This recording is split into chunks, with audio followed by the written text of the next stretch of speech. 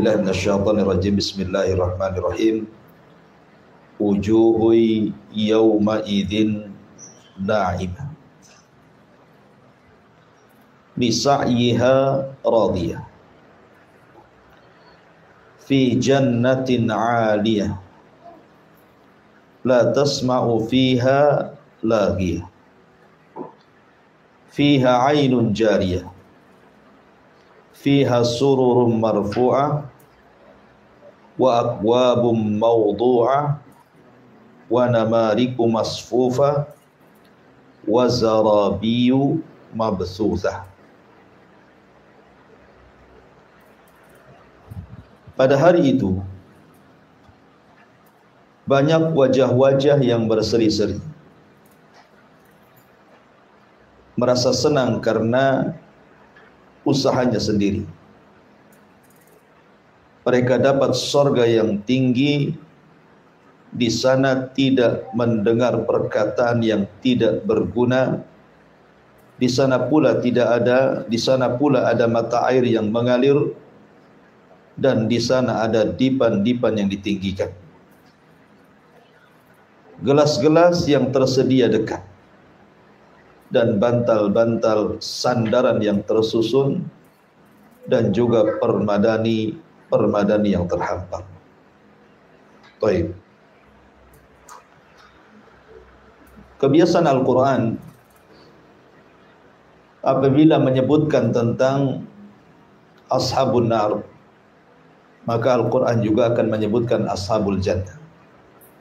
Nah, sebelumnya kita menceritakan tentang penduduk neraka, maka sekarang kita menceritakan tentang penduduk surga. Di sini Allah mengatakan wujuhu yawma idzin na'imah. Pada hari itu banyak pula wajah-wajah yang na'imatun, berseri-seri. Na'imah itu artinya wajah ketika melihat kenikmatan yang banyak. Jadi apabila kita mendapatkan kenikmatan yang banyak, maka akan terpancar dari wajahnya ada kesenangan. Itulah disebut na'im. Dan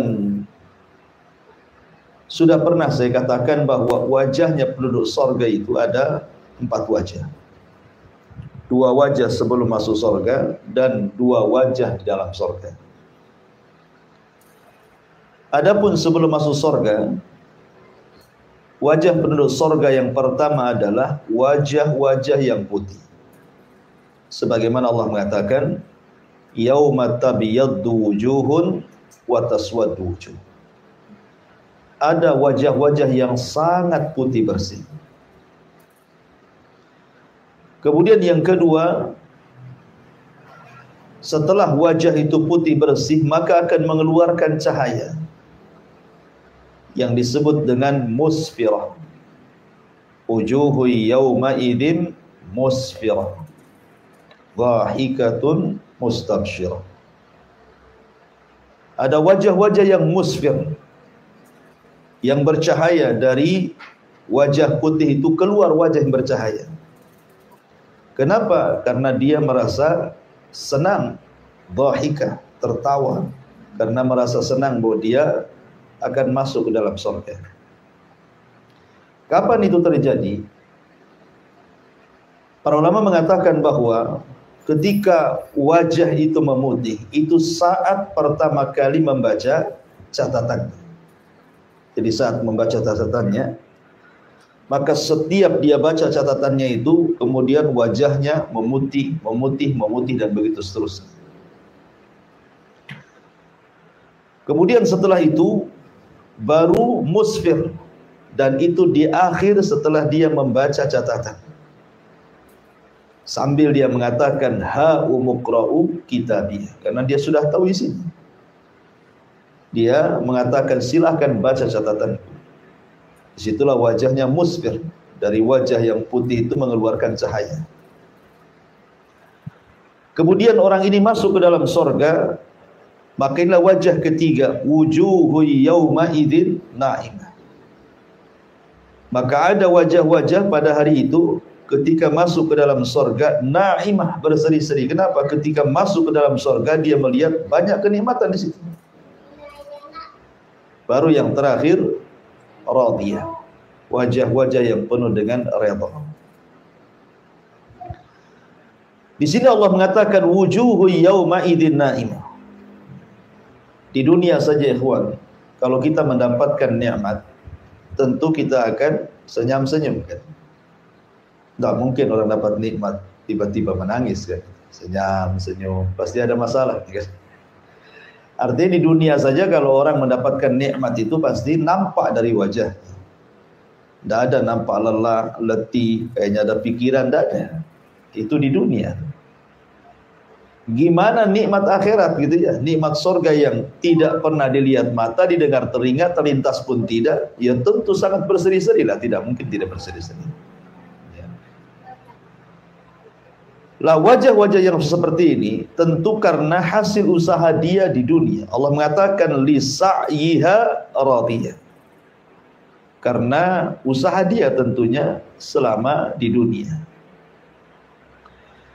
Kalimat li sa'yiha radiyah, ulama mengatakan bahwa li sa'yiha karena usaha dia, maksudnya usaha dia itu ketaatan-ketaatan dan amal-amal soleh dia di dunia. Betul-betul dia merasa puas karena diterima oleh Allah Subhanahu wa ta'ala. Makanya ada seorang ulama salaf mengatakan, kalau seandainya aku tahu bahwa satu kali sujudku itu diterima oleh Allah, itu sudah cukup. Kenapa? Berarti Allah menganggap dia itu orang yang bertakwa. Kalau dia tahu diterima. Kan kita tidak tahu. Salat mana yang diterima, puasa mana yang diterima, sedekah mana yang diterima, kan kita tidak tahu. Cuman kalau seandainya kita tahu satu saja sujud diterima oleh Allah Subhanahu wa ta'ala, itu sudah cukup. Kenapa? Karena kita digolongkan orang-orang yang bertakwa. Sebagaimana Allah mengatakan, innama yataqabbalullahu minal muttaqin. Allah hanya menerima amalan itu dari hamba-hamba yang bertakwa. Cuman masalahnya kita tidak tahu amalan kita diterima atau tidak. Kita cuman hanya berharap saja dan berdoa setiap sholat kita, puasa kita, sedekah kita diterima oleh Allah Azza wa Jalla. Itu saja harapan kita. Tetapi kan kita tidak tahu apa diterima atau tidaknya. Hanya berdoa saja. Ya. Ada juga yang mengatakan li sa'yiha radiyah. Radiyah di sini artinya ketika orang masuk ke dalam surga. Ketika orang masuk ke dalam surga, maka dia merasa ridho, merasa senang gitu ya. Ridho kan senang artinya, plong gitu dadanya. Karena melihat kenikmatan yang begitu besar di hadapannya di sorga itu, maka dia merasa ridho, merasa senang kepada Allah Subhanahu wa ta'ala. Ada hasilnya, apa yang sudah diamalkan di dunia itu ada hasilnya di sorga itu. Kenapa kemudian tidak ridho? Karena kenikmatan sorga itu yang memang luar biasa. Saya akan sebutkan 7 kenikmatan surga. Kenapa penduduk surga itu sangat senang dan ridha ketika masuk ke dalam surga. Ma'asyiral muslimin yang dimuliakan Allah Subhanahu wa ta'ala. Yang pertama, di surga itu tidak ada kesedihan dan tidak ada kekhawatiran. Makanya penduduk surga itu semua senang, ridha gitu ya.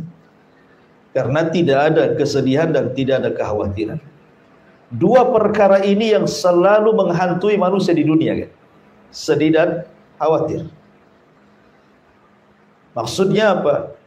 Sedih akan perkara yang sudah lampau dan khawatir akan perkara yang akan datang. Itu di dunia itu. Manusia seperti itu.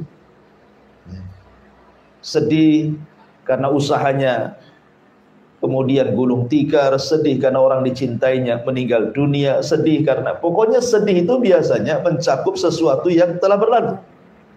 Tetapi khawatir itu biasanya masa depan. Ya, bisa makan enggak, usahanya lancar atau tidak, anak saya sehat atau tidak, akan begitu. Jadi di dunia itu tidak lepas dari 2 perkara. Kalau tidak sedih, khawatir. Tetapi di sorga itu dua-duanya dicabut. Makanya Allah Subhanahu wa taala menyebutkan dalam surah Al-A'raf ayat 49, udkhulul jannata la khaufun 'alaihim la khaufun 'alaikum wa antum tahzanun. Masuklah kalian ke dalam sorga dan kalian tidak akan mengalami ketakutan, kekhawatiran, dan tidak pula mengalami kesedihan. Tidak sedih dan tidak ada khawatir. Tidak sedih akan perkara lampau, tidak pula khawatir akan masa depan. Itulah surga. Makanya ketika para penghuni surga itu masuk ke dalam surga, apa yang mereka katakan pertama? Mereka mengatakan alhamdulillahilladzi adhaba 'annal hazan. Segala puja dan puji hanya milik Allah Azza wa Jalla yang telah menghilangkan suka duka dari kita. Ini yang pertama. Yang kedua, di sorga itu dihilangkan semua penyakit hati. Ya. Semua penyakit hati. Tidak ada satupun penyakit hati bersarang di dada-dada penduduk sorga. Dan itu disyaratkan dalam surah Al-A'raf ayat 43. Allah mengatakan wa naza'na ma fi sudurihim min ghillin tajri min tahtihal anhar. Dan kami cabut segala macam dendam yang berada di dada-dada mereka, mengalir di bawah mereka sungai-sungai, dan mereka berkata alhamdulillahilladzi hadana li hadza wa ma kunna linahtadiya laula an hadanallah. Mereka pun mengatakan segala puja dan puji hanya milik Allah yang telah menunjukkan kami kepada sorga ini, dan kami sekali-kali tidak akan mendapatkan petunjuk kalau Allah tidak memberikan kami petunjuk. Kemudian senada juga disebutkan dalam surah Al-Hijr ayat 47, wa naza'na ma fi sudurihim min ghillin ikhwanan ala sururin mutaqabilin. Dan kami lenyapkan segala dendam yang berada dalam hati mereka, sedang mereka merasa bersaudara duduk berhadap-hadapan di atas dipan-dipan. Dan ini kenikmatan. Ya. Antum kalau sedang senang di dunia, ya, di dunia saja kita rasakan sekarang. Kalau antum tidak ada persoalan dengan orang, kan tenang hati. Antum tidak ada musuh, ya, tidak ada bermasalah dengan siapapun. Dengan istri tidak ada masalah, dengan anak-anak tidak ada masalah, dengan tetangga tidak ada masalah, dengan tenang, rasanya plong itu. Tapi coba itu ada masalah. Dengan teman ngaji saja itu ada masalah, malas antum ngaji. Nanti ketemu pula sama dia. Padahal masalahnya satu orang tuh. Gimana kalau antum masalah dengan banyak orang, apalagi masalah dengan istri, gak kerasa antum tinggal di rumah. Pokoknya ngekos saja antum. Ya. Itu terasa tuh. Kalau hati itu ada masalah, di surga nggak ada masalah-masalah kayak gini. Jadi ditenangkan semuanya hati kita di surga. Ya, jelas kita redha tinggal di surga, ya kawan. Ya kan? Kemudian yang ketiga, penghuni surga itu tidak akan merasa lelah, tidak pun merasa letih. Ya. Allah Subhanahu wa taala mengatakan dalam surah Al-Fajr 35. Allah mengatakan alladzi ahallana daral muqamah min fadlihi la yamassuna fiha nasabun wa la yamassuna fiha lughub. Yang menempatkan kami dalam tempat-tempat yang kekal, maksudnya di sorga, dari karunia Allah. Di dalamnya kami tidak merasa lelah dan tidak pula merasa letih. Dan Allah juga mengatakan dalam surah Al-Hijr ayat 48-nya, la yamassuhum fiha nasabun wa ma hum minha bimukhrajin. Mereka tidak merasa lelah di dalamnya dan mereka sekali-kali tidak akan dikeluarkan daripada. Ini indah sekali. Di dunia itu sering saya katakan 3 perkara yang tidak mungkin lepas dari manusia. Pertama, tidak mungkin istirahat. Dunia bukan tempat istirahat. Yang kedua, tidak selamat dari ucapan manusia. Yang ketiga, tidak mungkin selamat dari kematian. tidak selamat dari kelelahan, tidak selamat dari ucapan manusia, tidak selamat dari kematian. Itu dunia itu. Mana ada di dunia ini orang istirahat, tidak ada. Antum harus cari kerja, lelah, capek, gitu ya. Ngurus anak, lelah, capek. Ngurus pasangan, istri ngurus suami atau sebaliknya, lelah, capek, gitu. Capek di dunia ini, apa yang nggak capek? Lagi enak-enak tidur ada masalah, bangun lagi. Nah, selesaikan masalah. Selesai masalah ini, datang pula masalah yang lain. Jadi di dunia ini tidak mungkin orang itu istirahat gitu ya. Pasti ada aja masalah. Masalah keluarga, masalah ekonomi, masalah tetangga, masalah masyarakat, macam-macam masalah itu. Diomongin orang, diomelin orang, difitnah orang, macam-macam, ya kan? Tetapi orang masuk surga itu tidak akan ada keletihan dan tidak ada kecapean, karena nggak kerja di surga itu. Nggak ada di surga kerja, kerjanya lain. Dan tidak pernah capek. Tidak perlu antum datang ke Pak Jul minta diurut di surga itu. Pak Julnya pun dah senang, malas juga ngurut orang. Ya kan? Artinya bahwa nggak akan lelah, capek, nggak perlu kita ini minum obat, nggak ada asam urat, nggak ada gula, nggak ada kolesterol, nggak ada. Pokoknya nggak lelah dengan penyakit di surga itu. Murni memang Allah buatkan seenak mungkin orang tinggal di surga itu, luar biasa. Makanya jelas penghuni surga pasti redha kan gitu. Kemudian yang keempat, tidak akan pernah lapar dan tidak pernah haus pula. Padahal lapar dan haus itu membayangi kita setiap hari. Ya, setiap hari kita makan minimal 3 kali. Ya, maksimal ya tak terbatas lah dengan ngemilnya kan gitu ya. Belum minumnya, macam-macam diminum antum kan gitu. Lalu Allah Subhanahu wa taala berfirman dalam surah Thaha ayat 118 dan juga 119, Allah mengatakan, "Innalaka alla tajua fiha wa la ta'ra wa annaka la tadma'u fiha wa la tadha." Sesungguhnya kamu tidak akan kelaparan di dalamnya dan tidak akan telanjang, artinya pasti akan berpakaian. Ya. Dan sesungguhnya kamu tidak akan merasa dahaga dan tidak pula akan ditimpa panas matahari di dalamnya. Jadi enak gitu ya. Maknanya tidak ada kelaparan, ya memang tidak bekerja. Makanan sudah jahit, sudah siap. Minuman sudah siap. Bahkan berbagai macam makanan ada, berbagai macam minuman ada. Bahkan nanti saya akan jelaskan gitu ya. Bagaimana antum dilayani oleh pembantu. Paling sedikit satu orang itu pembantu di sorga itu 1000 pembantu. Paling sedikit. 100 khadim. Ya. Paling sedikit 100 pembantu. Paling sedikit itu 100 pembantu. Dan paling banyak ya tidak terbatas. Dan pembantu itu Allah katakan ghilman. Kemudian disifatkan mukhalladun. Mukhallad itu artinya kekal. Artinya kalau pembantu di dunia ini kadang sebulan 2 bulan udah berhenti, setahun 2 tahun udah berhenti, ya kan? Kadang sakit berhenti, kadang ada masalah berhenti, kemudian buat masalah lagi. Ya. Jadi di sorga itu kata para ulama minimalnya 100 khadim, minimalnya 100 pembantu kita dikasih pembantu. Sebenarnya di sorga itu tidak berhajat kepada pembantu kan? Ngapain berhajat kepada pembantu? Oh, makan datang sendiri, minta apa saja sudah tersedia, ngapain ada pembantu? Tetapi yang namanya kesenangan manusia itu, Allah Subhanahu wa taala tahu kesenangan manusia seperti apa gitu ya. Makanya kan lihat kebiasaan orang-orang yang berduit, orang-orang yang bercukupan, orang-orang kaya. Kenapa mereka pakai pembantu? Alasan mereka biar senang. Semua sudah ada yang ngatur kan itu ya. Yang masak ada, yang nyuci ada, yang ke pasar ada, yang urus anak ada. Jadi dia happy saja, hangout saja ke sana kemari lah bahasanya kan. Itu ya. Artinya bahwa memang tahu Allah kesenangan manusia, makanya Allah berikan pembantu. Anda bisa bayangkan 100 pembantu dan Allah sifatkan yatufun.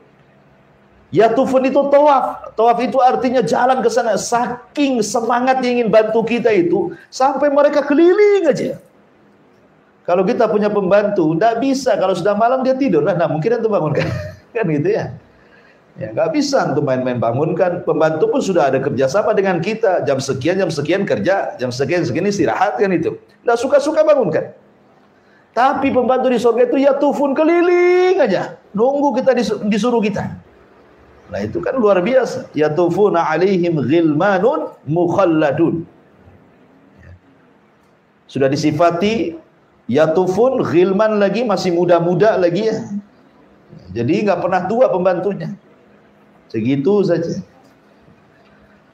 Jadi ini juga, ulangi, tidak akan pernah lapar dan tidak akan pernah haus. Kemudian juga yang selanjutnya itu kenapa kemudian penduduk surga itu merasa redha, senang di surga? Karena luar biasa. Kemudian juga tubuh mereka,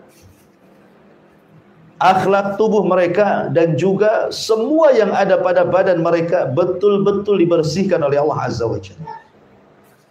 Makanya Allah Subhanahu wa taala, Nabi SAW mengatakan dalam sebuah riwayat, Rasul mengatakan, inna awwala zumratin yadkhuluna al-jannah ala suratil qamari lailatal badri.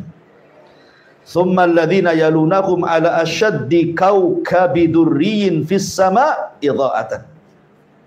La yabuluna wala yataghawwatuna wala yadfuluna wala yamtahituna amshatuhumul dhahab wa rashhuhumul mis wa majamiruhumul uluwah al-ajuj udut tib wa azwajuhum hurul in ala khalqi rajulin wahid ala surati abihim Adam sittuna dira'an fis sama. Sesungguhnya rombongan pertama yang akan masuk ke dalam surga, rupa mereka seperti bentuk bulan saat purnama, sangat indah. Bukan menyamakan wajah dengan bulan, tidak. Maksudnya di sini keindahannya. Ya, orang masuk surga itu saking indahnya bak bulan purnama. Adapun kemudian orang yang datang setelahnya seperti bintang-bintang yang sangat bercahaya di langit. Perhatikan di sini, mereka tidak akan pernah kencing. Mereka tidak ada buang hajat. Mereka tidak meludah. Mereka tidak membuang ingus. Sisir mereka terbuat dari emas. Keringat mereka seharum misik. Bakaran wangian gaharu mereka al-uluwah al-ajuz, maksudnya kayu gaharu dari India, ya, tentu beda ya. Ini kan istilah saja. Di surga tentu gaharunya beda kan itu ya. Istri-istri mereka adalah bidadari dengan perawakan yang satu, sama bentuknya seperti moyang mereka Adam alaihi salatu wasalam, tingginya 60 hasta yang menjulang ke langit. Di dunia saja kadang-kadang perempuan tuh pengen tinggi gitu. Di surga tenang, nanti Allah buat tinggi. Ya, ibu-ibu yang pendek sekarang enggak usah sedih. Surga akan tinggi kayak Nabi Adam. Kadang-kadang kan gitu. Tengok YouTube, tengok model, pengen kayak gitu Bu ya. Kok saya pendek model ini tinggi, tenang, enggak apa-apa. Ya. Model pun belum tentu masuk surga Bu. Artinya bahwa kalau kita masuk surga akan ditinggikan seperti Adam. Postur tubuh mereka akan indah. Yang ingin saya katakan di sini, lihat bagaimana Allah bersihkan. Jadi gambarannya seperti ini, kawan. Kalau orang pertama masuk ke dalam surga, maka yang pertama kali dilakukan apa? Mandi dari air salsabila. Minum, mandi dari salsabila. Kemudian setelah itu makan hati ikan paus. Lah ketika dia mandi itulah dia dihilangkan semua kotoran badannya, dibersihkan semua kotoran hatinya, sehingga ketika masuk ke dalam surga tidak pernah kencing, tidak pernah buang hajat, tidak pernah meludah, tidak ada ingus, bahkan tidak mengeluarkan madi, wadi, mani, semua tidak keluar. Ya. Pokoknya yang membuat jijik di bumi itu tidak ada di surga. Betul-betul dibersihkan gitu badannya, kan luar biasa. Kita saja kadang-kadang ingus kita sendiri jijik gitu. Apalagi ingus orang gitu. Kotoran sendiri aja jijik kadang-kadang. Tapi di surga luar biasa. Ya, sampai ada seorang ikhwan bertanya, kalau begitu nggak ada toilet Ustaz di surga? Ya nggak ada. Ngapain ada toilet di surga pula gitu. Lalu kenapa mereka itu makan minum? Gimana cara buangnya? Cara buangnya dengan cara sendawa dan berkeringat. Ya, cara membuang hajatnya itu kalau tidak sendawa maka berkeringat. Dan keringatnya bau misik. Makanya di sini mengatakan keringat mereka seperti bau misik gitu. Kita saja kadang-kadang ke WC umum Kalau bau itu tidak jadi, ditahan kencing. Malas di sini bau, cari tempat lain aja, cari pom bensin lain. Ini kotor kali di sini. Di sorga itu luar biasa. Kenapa penduduk sorga itu radhiyah? Betul-betul senang dan redha. Ya karena seperti ini. Ya. Kemudian selanjutnya penghuni sorga itu bukan hanya itu saja, dia robah bentuk fisiknya. Ya, mungkin yang di dunia dianggap tidak tampan, di sorga tampan. Di dunia dianggap tidak cantik, di sorga semua cantik. Kenapa? Karena ketika Allah Subhanahu wa taala menceritakan tentang sukul jannah, di sorga itu ada pasar kan? Kata Nabi SAW, inna fil jannati lasuqa. Di sorga itu ada pasar. Ya'tunaha kulla jum'ah. Mereka datang setiap hari Jumat. Di dunia namanya hari Jumat, di sorga namanya Yaumul Mazid, hari tambahan nikmat.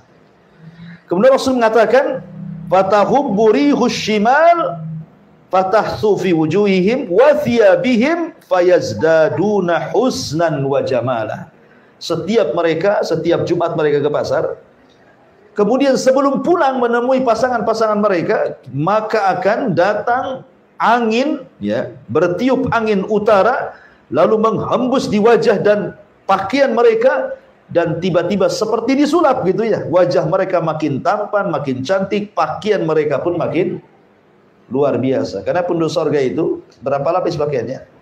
70 lapis kain sutra.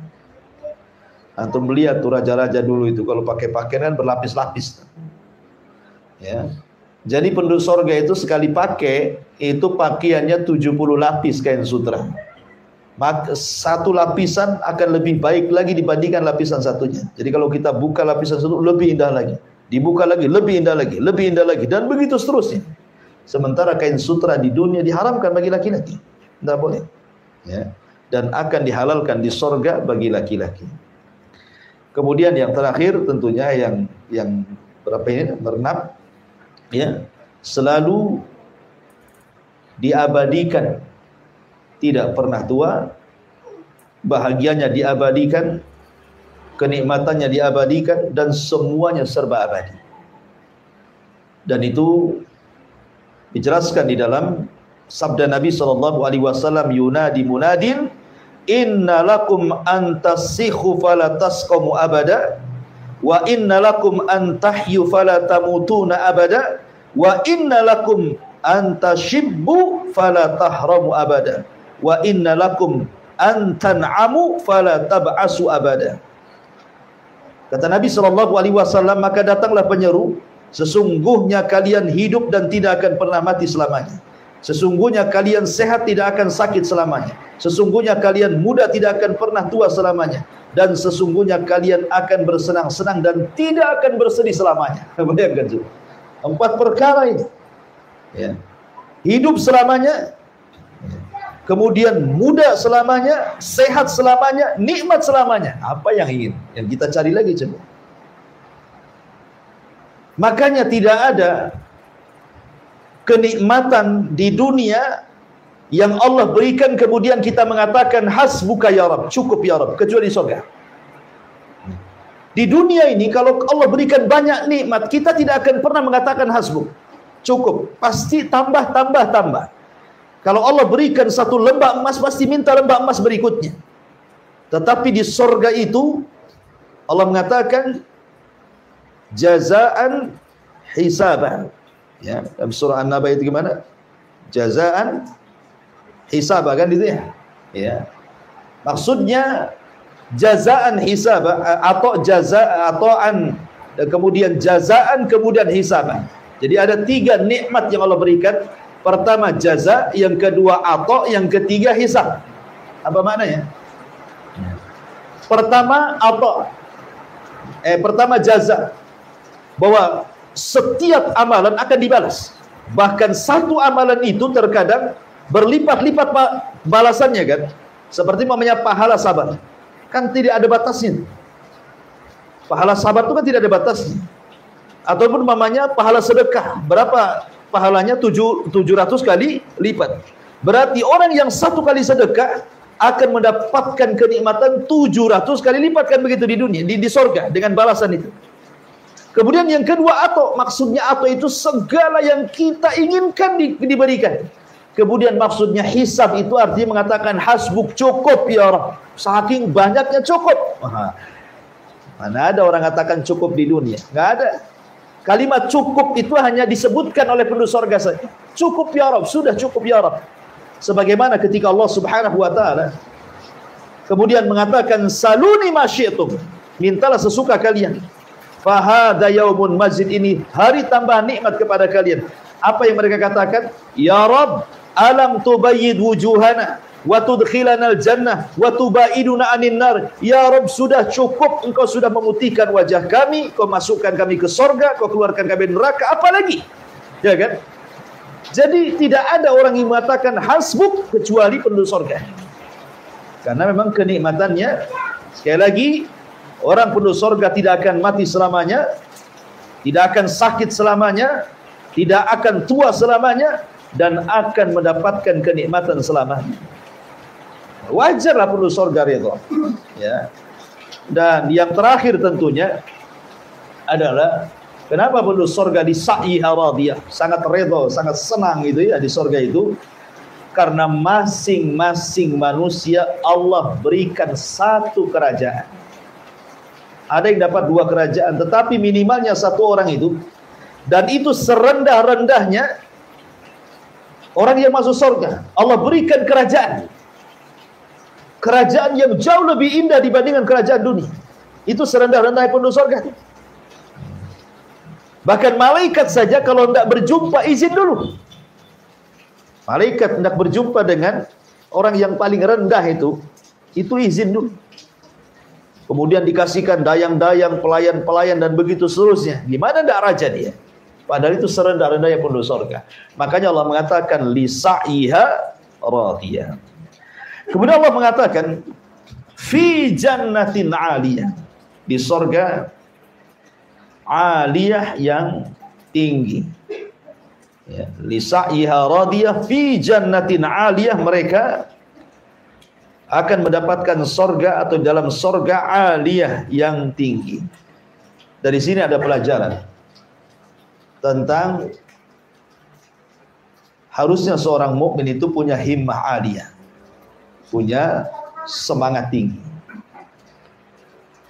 Jangan kemudian hanya dibatasi dengan amalan yang rutinitas kita lakukan, tapi kalau bisa kita tingkatkan, karena sorga itu bertingkat-tingkat. Ya. Makanya Nabi SAW mengatakan, idza sa'altumullaha fas'alu al-firdaus al-a'la. Apabila kalian meminta kepada Allah sorga, jangan tanggung-tanggung, minta sorga firdaus yang paling tinggi. Kenapa? Karena saqfuha arsyur rahman. Jadi atapnya itu langsung arsy dari Allah Subhanahu wa taala. Makanya dalam ayat ini ada himmah aliyah, kita diajarkan oleh Allah bahwa kita harus punya semangat tinggi untuk meraih sorga. Walaupun sorga itu bertingkat-tingkat, akan tetapi jangan kemudian kita hanya mengandalkan yang penting masuk sorga. Bukan begitu. Ya. Tetapi bukan hanya sekedar yang penting masuk sorga, saya harus mendapatkan tingkatan di sorga yang tinggi. Itu maksudnya. Ya. Makanya Allah mengatakan fi jannatin 'aliyah, di dalam sorga yang tinggi. Disebutkan oleh Abu Salam Al-Aswad, dia mengatakan, aku mendengar Aba Umamah radhiyallahu anhu berkata, sa'ala rajulun Rasulullah sallallahu alaihi wasallam, seorang laki-laki bertanya kepada Rasulullah, hal yatazawaruna ahlal jannah, Rasul, hal yatazawaruna ahlul jannah, Rasul, apakah penduduk surga itu saling berziarah? Kan bertingkat-tingkat. Ya, bahkan Syekhul Islam Ibnu Taimiyah rahimahullahu taala mengatakan ketika memberikan istinbat dari hadis Nabi sallallahu alaihi wasallam, iqra wartaq warattil kama kunta turattil fid dunya fa inna manzilataka inda akhiri ayatin taqrauha. Baca, tartilkan bacaanmu dan naiklah, pilihlah tingkatanmu di surga. Karena akhir tingkatanmu yang engkau akan dapati sesuai dengan ayat yang kau baca di dunia. Dari sini Syekhul Islam mengatakan bahwa tingkatan di sorga itu sebanyak ayat dalam Al-Quran 6.000 lebih, kurang lebih. Ada yang mengatakan sebanyak huruf lagi. Sebagian ulama mengatakan, ada yang mengatakan sebanyak huruf dalam Al-Quran, ada yang mengatakan sebanyak ayat dalam Al-Quran. Satu tingkatan ke tingkatan berikutnya Kata Nabi SAW dalam hadis yang sahih, inna fil jannati mi'atu darajah ma baina kulli darajataini kama baina samai wal ardi. Di surga itu ada khusus 100 tingkatan bagi para mujahidin. Antara satu tingkatan dengan tingkatan berikutnya itu jaraknya langit dan bumi. Anda bisa bayangkan, ya, dengan 6.000 lebih tingkatan. Sementara satu tingkatan dengan tingkatan berikutnya antara langit dan bumi, kan? Berarti surga itu betapa tingginya ke atas, kan gitu. Kita tidak tahu kecuali Allah Subhanahu wa taala. Dan yang paling tinggi adalah surga Firdaus. Lah Nabi ditanya soal apakah penduduk surga saling berziarah. Sekarang namanya surga yang paling rendah.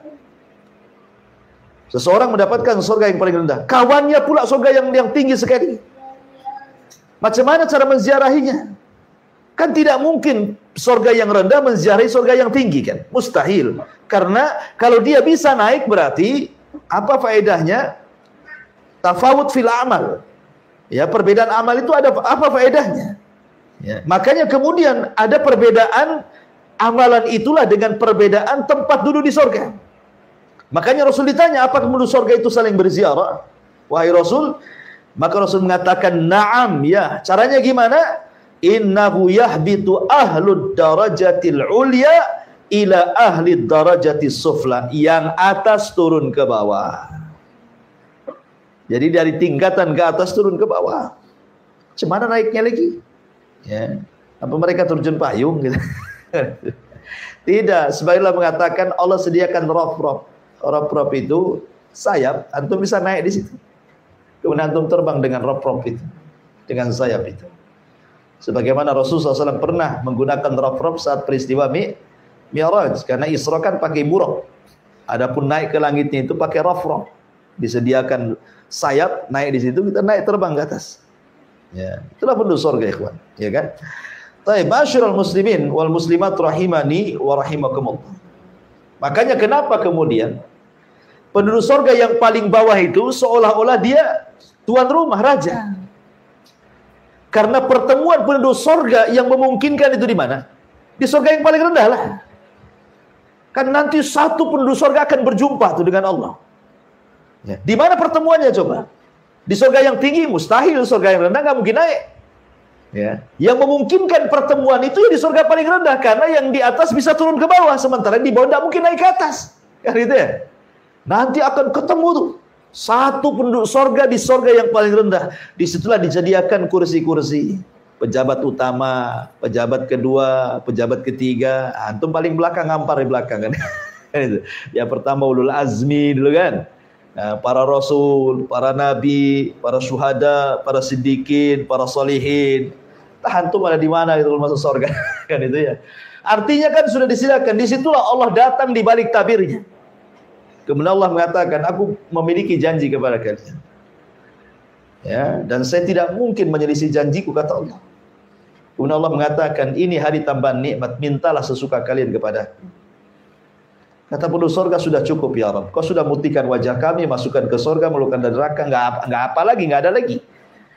Maka kemudian Nabi Allah Musa alaihi salatu wasallam menyarankan kepada penduduk surga, mintalah agar kita semua penduduk surga bisa melihat wajah Allah. Karena di dunia aku pernah minta, kata Musa, tapi Allah mengatakan lantarani, tidak bisa melihat. Mudah-mudahan di surga bisa. Kabulkan? Allah kabulkan. Allah singkap tabirnya yang berupa api dan riwayat berupa cahaya, maka disitulah penduduk surga mampu melihat Allah. Kata penduduk surga, demi Allah, tidak ada kenikmatan yang lebih besar dibandingkan ru'yatullahi azza wa jalla, melihat Allah subhanahu wa ta'ala fi jannatin aliyah. Di dalam surah Al-Imran ayat 163 Allah mengatakan, hum darajatun inda rabbihim wallahu basirum bima ya'malun. Kedudukan mereka itu bertingkat-tingkat di sisi Allah, dan Allah maha melihat apa yang mereka kerjakan. Dalam surah Al-Hadid ayat 10 Allah juga mengatakan, la yastawi minkum man anfaqa min qablil fathi wa qatal ulaika a'dhamu darajatan minal ladina anfaqu min ba'd wa qatalu wa kullan wa'adallahul husna wallahu bima ta'maluna khabir. Tidak sama di antara kamu orang-orang yang menafkahkan hartanya dan berperang sebelum penaklukan Mekah, Mereka lebih tinggi derajatnya daripada orang-orang yang menafkahkan hartanya dan berperang sesudah itu. Allah menjanjikan kepada masing-masing para sahabat itu balasan yang baik. Kata Imam Ibnu Hazm, maksudnya balasan yang baik adalah sorga. Artinya semua sahabat itu masuk sorga, gitu maksudnya. Ya. Dan Allah mengetahui apa yang kamu kerjakan. Di sini juga menunjukkan bahwa manusia bertingkat-tingkat dan di sorga itu ada tingkatan, dan yang paling tinggi adalah maqam mahmud. Ya, maksudnya tempat Nabi SAW, maqam mahmud. Taib. Kemudian Allah Subhanahu wa taala mengatakan, fi jannatin 'aliyah la tasma'u fiha laghiyah. Di sana kamu tidak akan mendengar perkataan yang tidak ada gunanya. Al-Imam Al-Qurtubi rahimahullah ta'ala menyebutkan 6 penafsiran tentang makna daripada laghiyah. Engkau tidak akan mendengarkan di sorga itu kalam laghiyah. Apa sih laghiyah di sini? Yang pertama kata Imam Qurtubi, maksudnya kadzibah. Di sorga itu engkau tidak akan mendengar orang yang berdusta. Di dunia hari-hari kita mendengar orang berdusta. Kita pula berdusta. Bukan hanya mendengar orang berdusta, kita aja berdusta kadang-kadang. Di sorga tidak, kita tidak berdusta, dan antum tidak akan mendapatkan orang di sorga itu berdusta. Mau dusta bercanda atau dusta benaran, ya, mau dusta terpaksa atau dusta tidak terpaksa, nggak akan antum dapati orang yang berdusta di sorga. Dan ini perkataan Ibnu Abbas. Kemudian yang kedua, maksudnya laghiyah di sini artinya la batila wala ithma. Antum tidak akan mendengar perkataan yang batil atau yang mengandung dosa. Di dunia hari-hari kita mendengar orang mencaci, memaki, mencela, melaknat, menghina, menggibah, merendahkan, kan itu di dunia itu. Di surga antum akan dapat itu. Tidak ada kata-kata yang batil, tidak ada kata-kata yang berdosa di dalamnya. Dan ini perkataan Imam Qatadah. Yang ketiga, annahu syatm. Di surga tidak ada orang caci maki, itu tidak ada. Di dunia hari-hari kita mendengar, ya, membinatang-binatangkan orang, merendah-rendahkan orang. Di sorga nggak ada cacian makian itu. Dan ini perkataan Mujahid. Kemudian yang keempat, maksudnya laghiyah di sini al-ma'siyah. Perkataan yang mengandung kemaksiatan kepada Allah. Dan ini perkataan Hasan Al-Basri. Yang kelima, maksudnya la yasma'u fiha di sini laghiyah artinya la yasma'u fiha halifun yahlifu bikadzibin. Antum tidak akan mendengar di sorga itu orang yang bersumpah-sumpah untuk sebuah kedustaan. Di dunia kan kadang-kadang kita bisa melihat saksi di pengadilan dibayar suruh sumpah palsu, gitu kan? Di pasar para pedagang untuk melariskan dagangannya sumpah palsu. Kemudian orang yang melakukan jinayah kemudian ditangkap nggak ngaku, sumpah palsu. Nah gitu ya. Di dunia ini banyak yang mengatakan sumpah-sumpah palsu. Maka di sorga tidak ada orang yang sumpah palsu. Ini yang kelima. Yang keenam, dan ini perkataan Imam Al-Kalbi. Kemudian yang nomor 6, la yasma'u fiha laghiyah, maksudnya la yasma'u fi kalamihim kalimah lagwan. Maksudnya illa bil hikmati wa hamdan lillahi wa syukran lillahi. Engkau tidak akan mendapatkan di sorga itu kalimat laghiyah, maksudnya kau akan mendengar kalimat-kalimat hikmah saja, kalimat-kalimat pujian saja, kalimat-kalimat syukur saja. Ya. Jadi sorga itu hanya kalimatnya kalimat-kalimat pujian, kalimat salam. Ya. Bahkan semua kata ulama itu, semua makhluk yang ada di sorga itu semua mengucapkan salam. Ini kalau kita mau ngambil ini kan, minum nih. Ya, sebelum kita minum, nanti gelas ini salam dulu. Assalamualaikum. Ya, waalaikumsalam. Mau makan piringnya salam dulu. Sendoknya salam dulu. Semua salam. Ya. Makanya surga itu disebut Darussalam. Ya, lewat di pohon ini dia salam. Lewat di batu ini pohon salam. Lewat di sungai semua salam sama antum. Kan enak tuh. Ya.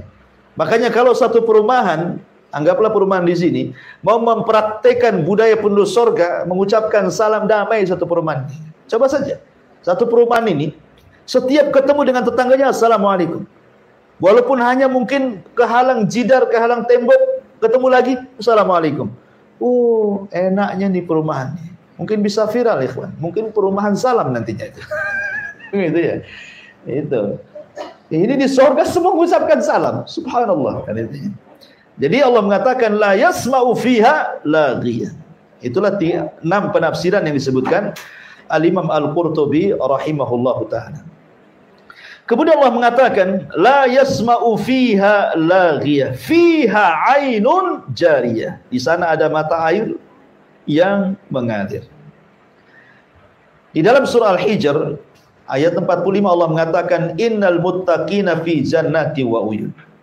Sesungguhnya orang-orang yang bertakwa itu berada dalam sorga dan di dekat mata-mata air yang mengalir. Kemudian dalam surah Al-Mursalat juga Allah mengatakan, innal muttaqina fi dhilalin wa uyun. Sesungguhnya orang-orang yang bertakwa berada di naungan yang teduh dan di sekitarnya mata-mata air. Kemudian di surah Ar-Rahman ayat 50 juga Allah katakan, fiha ainani tajriyan. Di dalam kedua sorga itu ada 2 mata air yang mengalir. Ya, kemudian dalam surah Ar-Rahman ke-66-nya Allah mengatakan, fiha ainani naddakhatah. Di dalam sorga itu ada 2 buah air yang memancar. Kalau tadi mengalir, ini memancar. Memancar berarti dari bawah ke atas, kayak air mancur. Ya, kalau tadi mengalir, ya kan? Artinya bahwa lengkap di sorga itu. Ada yang mata air mencurah dari atas ke bawah, bahasa Sundanya curug, gitu ya. Ada yang kemudian memuncar dari bawah ke atas, pancuran, ada yang mengalir. Antum lihat coba kalau ke Jawa Barat itu. Curug itu jadi tempat rekreasi. Banyak itu dari mana-mana datang. Kadang-kadang berkilo-kilo untuk sampai itu. Hanya ingin melihat pemandangan itu saja. Sejam 2 jam di situ mandi sebentar, foto-foto selfie pulang. Hanya itu saja. Ngabisin duit banyak itu dari mana-mana ke situ. Hanya pengen tahu. Di surga hari-hari di situ kita. Perlu kita ini kan. Ada yang modelnya curug, ada yang memancar, mengalir. Subhanallah. Allah sediakan. Di dunia ini kita harus nabung dulu kita ke tempat rekreasi yang seperti itu.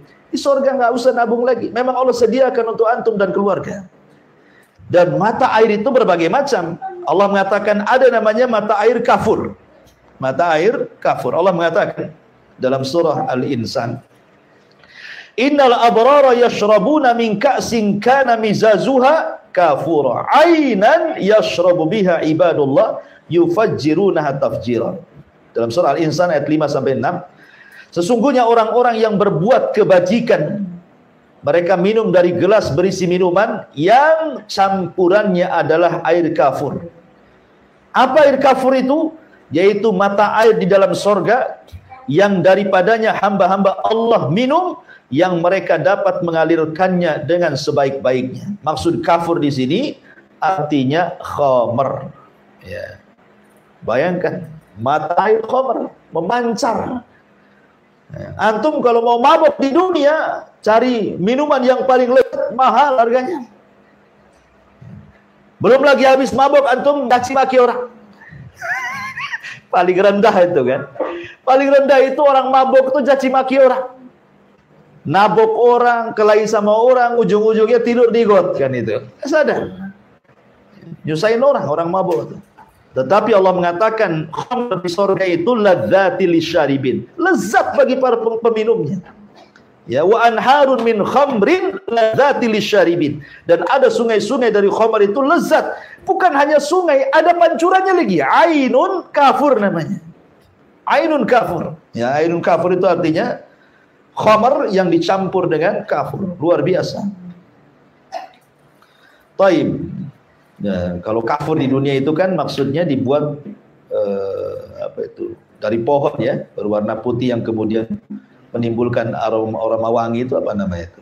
Gaharu atau apa ya? Ini semacam itulah, ya. Kemudian yang kedua ada namanya mata air tasnim, ainu tasnim. Jadi ada kafur, ada tasnim.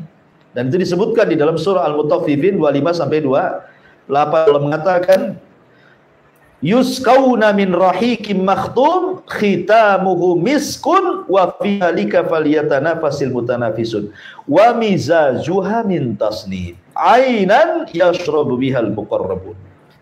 Mereka diberi minum dari khamar yang murni, tidak memabukkan, yang tempatnya masih tertutup disegel.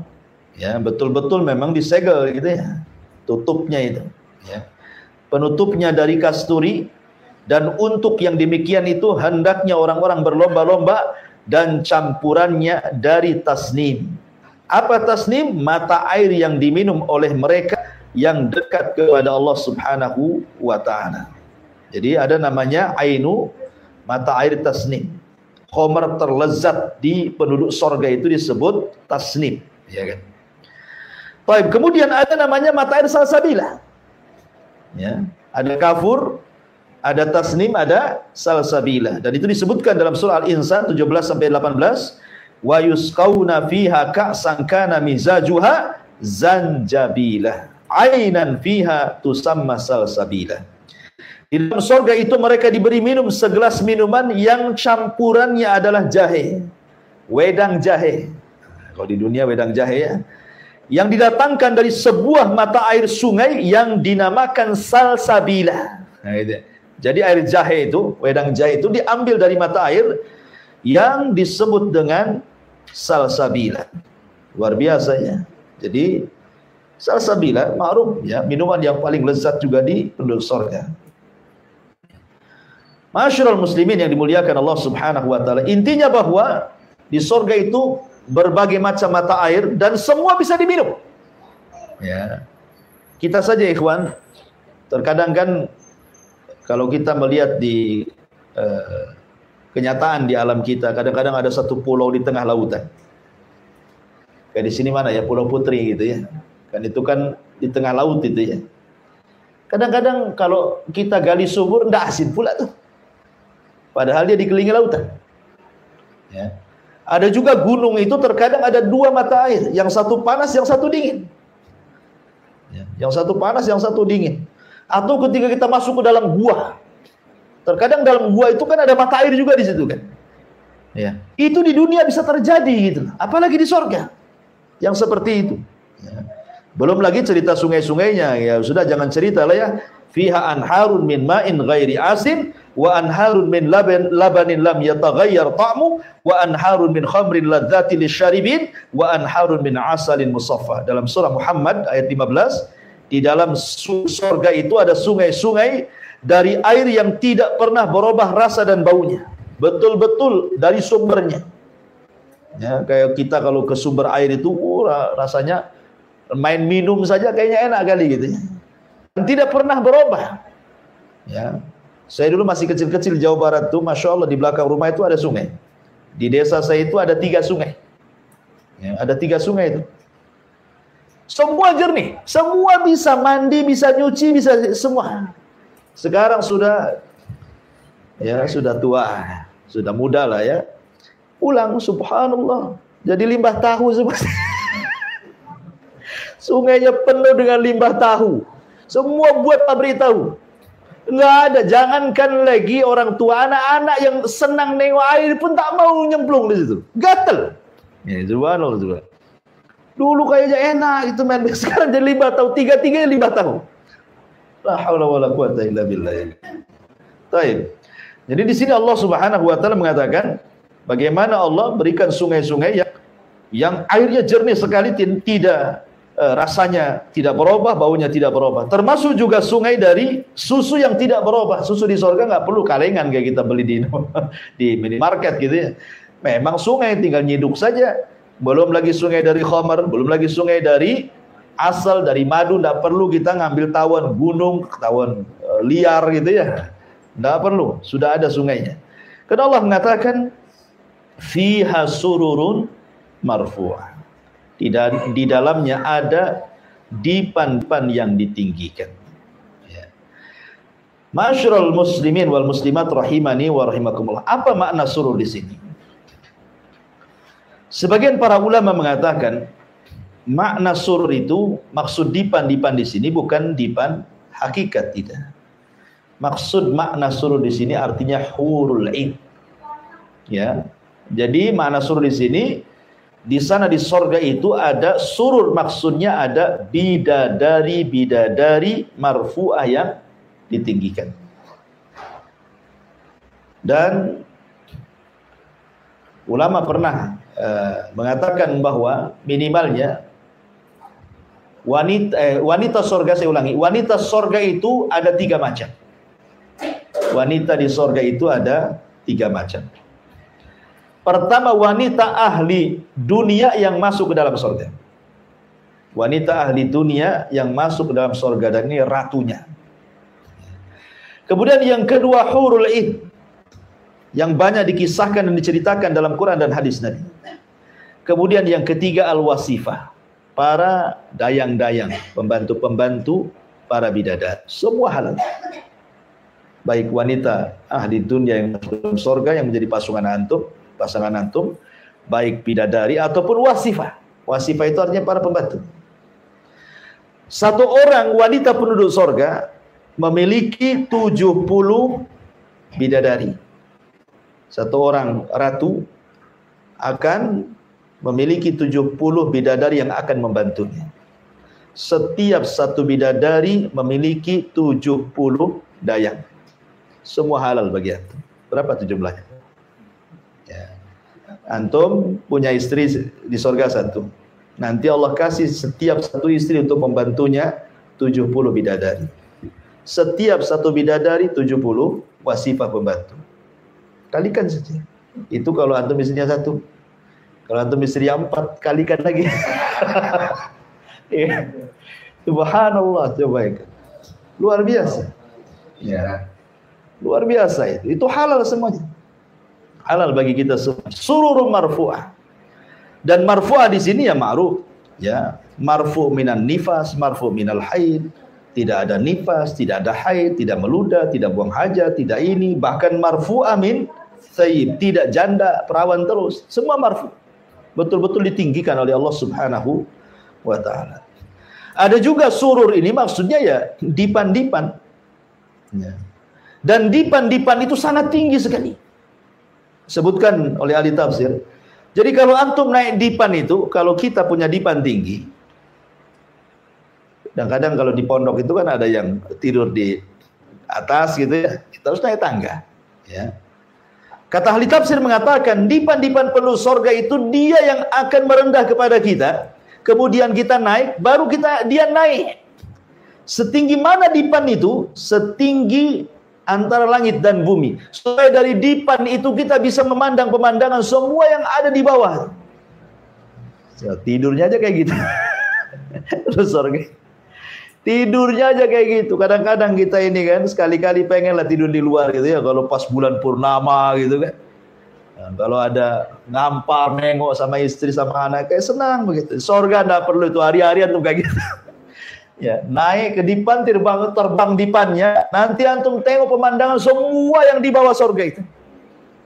Nah, seperti itulah indahnya surga. Ya.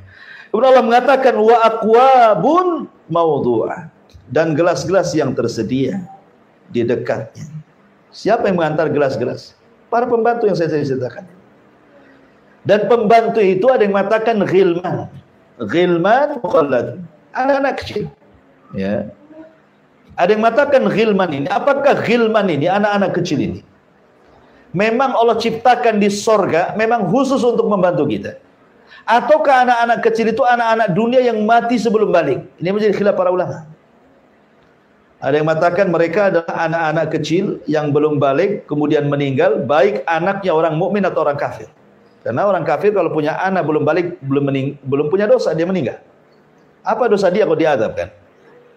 Ya, artinya tetap masuk surga mereka. Anak-anak orang kafir yang meninggal sebelum balik. Tapi mereka akan dijadikan ghilman, para pembantu. Ya, yatufuna alaihim ghilmanun mukhallad. Ada juga mentafsirkan seperti itu. Juga anak-anak kaum muslimin, ada juga yang mengatakan memang Allah sediakan anak-anak kecil yang lucu-lucu membantu kita. Coba antum punya anak usia 4-5 tahun gitu kan. Tiba-tiba ke dapur, kemudian bawa kopi dari ibunya, Nibi, udah senangnya gitu. Itu baru ada satu aja kan. Langsung diciumnya anak tuh. Nah, dipeluknya. Kayaknya bijak kali anak ini. Baru 4 tahun udah kayak gitu, udah senang hati kita. Cuman masalahnya anak kecil di dunia ini, ada waktunya orang tua itu mulai jengkel kan itu. Ketika usianya makin naik kan itu ya. Mungkin 6-5 tahun oke lah, masih suka kan. Nanti dah 7 tahun masuk SD jengkel itu. Ya, 15 tahun mau nyeki aja kayaknya. Kan gitu kan. Tapi di surga kan mukhallad. Usianya ya mukhallad, memang di seperti itu enggak mungkin nambah-nambah gitu ya. Dan itu adalah kesenangan yang disebutkan dalam hadis tadi, bahwa kesenangan yang tanpa batas dan tidak akan berhenti. Kemudian wa namariku masfufa. Apa tugasnya? Wa aqwabu mawdu'ah. Kalimat gelas-gelas yang tersedia, maksudnya gelas-gelas itu tidak seperti gelas, piring, sendok yang kita kenal di dunia. Kalau antum habis makan, antum nyuci, kadang istri ke dapur, kadang-kadang masak dengan nyucinya lebih banyak, lebih lama, nyucinya lama kayak di dapur itu. Supaya lebih, kayaknya susah kali di dunia ini. Ya, mau masak ya ditunggu, mau nyuci dulu. Di sorga itu sudah jahis tersedia gitu maksudnya. Kalaupun umpamanya gelas, piring itu habis kita pakai, dia kembali ke tempatnya sendiri. Sudah bersih sendiri. Ya. Nanti terisi makanan yang jauh lebih lezat daripada makanan sebelumnya. Nah, itu maksudnya wa aqwabu mawdu'ah itu. Mawdu'ah artinya terletakkan gitu ya. Jadi balik lagi ke tempatnya. Nggak perlu dicuci, nggak perlu apa, sudah bersih. Gitu. Ya, ada juga yang dibawa oleh anak-anak kecil kemudian ditawarkan kepada kita. Wa namariku masfufa wa zarabiyu mabsutha. Dan bantal-bantal sandaran yang tersusun dan permadani. Zarab itu maksudnya sajadah yang khusus. Ya, sajadah khusus bagi para raja. Zarab itu maksudnya permadani khusus bagi para raja. Orang dulu kan biasa begitu, ada sajadah. Sajadah khusus raja yang tidak boleh orang itu duduk di situ saking empuknya. Nah, di surga itu bukan untuk, karena kita rajanya, pasti kita akan dapat permadani-permadani yang terhampar. Inilah di antara sedikit tafsir dari surah Al-Ghasyiyah. Insyaallah kita lanjutkan minggu depan.